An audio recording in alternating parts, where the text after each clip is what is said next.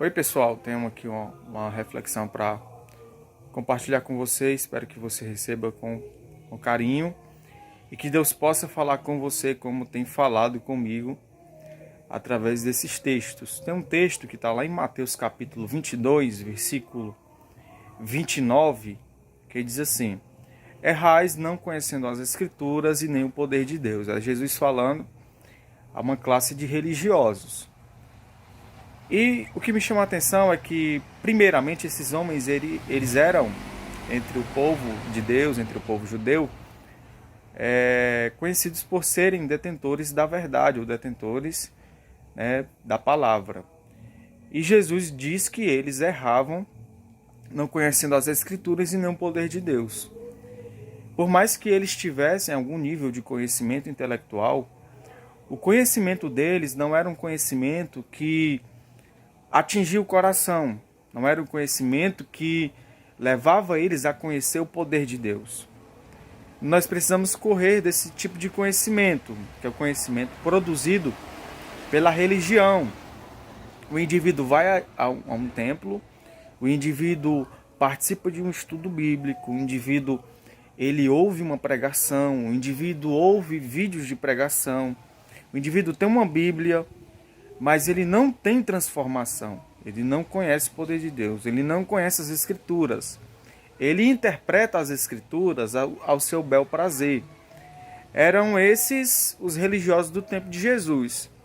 Jesus diz que as pessoas deviam seguir os conselhos deles, de alguns deles, mas não deviam imitar a conduta deles. Quer dizer, algumas coisas que eles ensinavam eram coisas boas, eram coisas proveitosas, eram coisas úteis. Mas eles interpretavam erroneamente as Escrituras. A Bíblia diz lá no Antigo Testamento que, por haver os sacerdotes rejeitado a lei do Senhor e rejeitado o ensino, não terem ensinado ao povo, o povo pereceu por falta de conhecimento. O povo do Senhor pereceu porque lhes faltou o conhecimento. O diabo tem atuado na nossa ignorância acerca da Bíblia.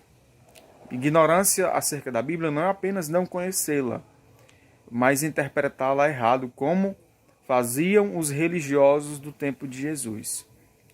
E hoje o que mais nós encontramos, são pessoas se apoiando em textos isolados da Bíblia, são pessoas se esquivando de verdades bíblicas, são pessoas que não abraçam o pacote da Bíblia, abraçam somente aquilo que lhes agrada. E nisto nós vemos pessoas, nós flagramos pessoas ignorantes acerca das Escrituras e do poder de Deus. A Bíblia, toda ela é inspirada. Paulo diz que toda a Escritura é inspirada e proveitosa e útil. Então tudo que foi escrito foi para nos ensinar, foi para nos advertir, foi para nos levar a um patamar de espiritualidade. Nada que está na Bíblia foi escrito em vão. Então, embora não devamos seguir tudo que está na Bíblia, nós devemos tirar lições. Nem tudo que está na Bíblia serve de exemplo. Por exemplo, os pecados de homens de Deus não servem de exemplo para nós, mas servem de lição, servem de advertência, para que nós venhamos a ter uma fé saudável. E eu concluo dizendo que o diabo se utiliza da Bíblia, o diabo ele foi o primeiro a interpretar erroneamente, foi o primeiro a prostituir a palavra. Paulo, falando acerca de seu ministério, ele censura e fica embutida, fica bem nítido a ideia de que havia alguns que mercadejavam a palavra, faziam da palavra comércio. Ele diz lá em 2 Coríntios capítulo 2, eu não vou me lembrar o versículo exato, ele diz assim: nós não somos como alguns que mercadejam a palavra. Então, já no tempo de Paulo, havia pessoas que comercializavam a palavra. E aí eu considero o pior estudante da Bíblia, que é o que comercializa, é o que vê na fé uma fonte de lucro. É o que vê na fé uma fonte de ganho. Então, a Bíblia não veio para nós para nos acrescentar intelectualidade. Moody dizia que a Bíblia não foi escrita para encher a nossa cabeça de conhecimento, ou para acrescentar à nossa mente conhecimento, mas foi escrita para mudar a nossa vida. Então, concluo afirmando e me utilizando das palavras de Jesus. O nosso erro está em não conhecer as Escrituras e nem o poder de Deus. Alguns que conhecem as Escrituras, mas não desfrutam do poder de Deus. Há outros que querem o poder de Deus sem as Escrituras. Mas as Escrituras e o poder de Deus, elas andam ligadas, andam juntas, não podem ser divorciadas. Conhecendo as Escrituras e conhecendo o poder de Deus. O poder de Deus está nas Escrituras há o poder de Deus. Quando eu conheço as Escrituras como deve ser conhecido, com amor, com fidelidade, com unção, com graça, com conhecimento, com humildade, com submissão. As Escrituras são o poder de Deus para mudar o meu coração, para gerar fé em mim, para gerar em mim o encanto pela palavra.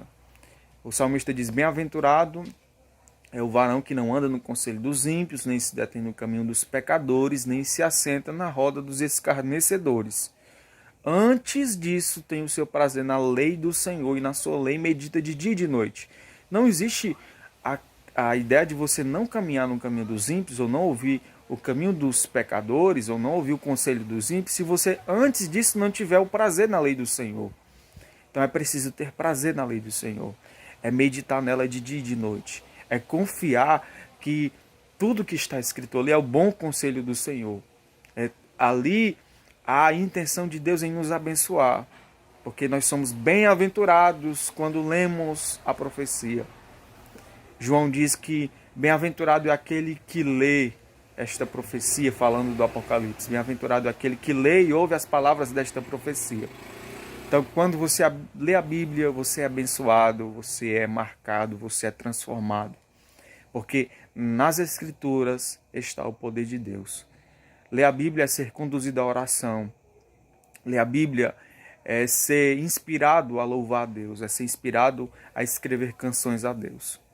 Os salmos eram louvores a Deus baseados na lei do Senhor. Então, que Deus possa nos dar essa graça para termos o conhecimento das Escrituras e do poder de Deus.